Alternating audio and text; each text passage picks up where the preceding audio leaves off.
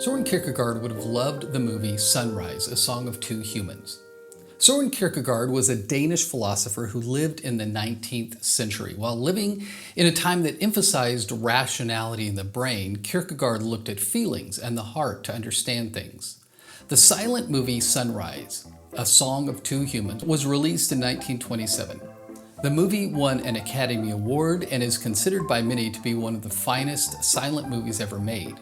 And even though it's nearly 100 years old, it holds up pretty well. It even has a Rotten Tomato score of 98%. The story is pretty simple. There are three main characters: the man, the wife, and the woman from the city.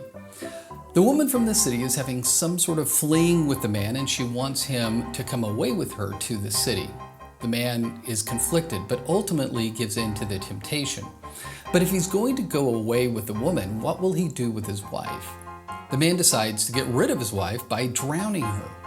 But after attempting to kill her, he changes his mind and decides he can't go through with it.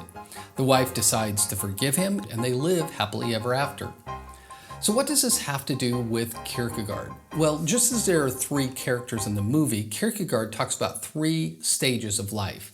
According to the author C. Stephen Evans, at the heart of the Kierkegaardian account of the stages of life's way lies his conviction that existential growth requires a development of the appropriate passions and cannot be achieved simply through knowing propositions.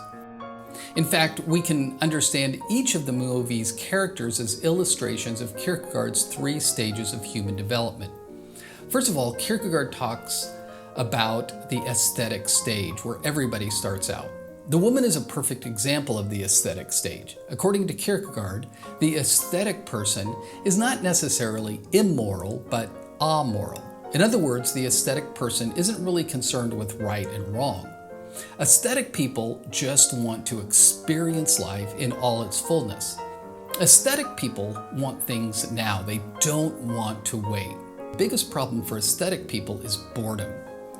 The woman isn't morally conflicted about taking the man away from his wife. She simply wants what she wants when she wants it.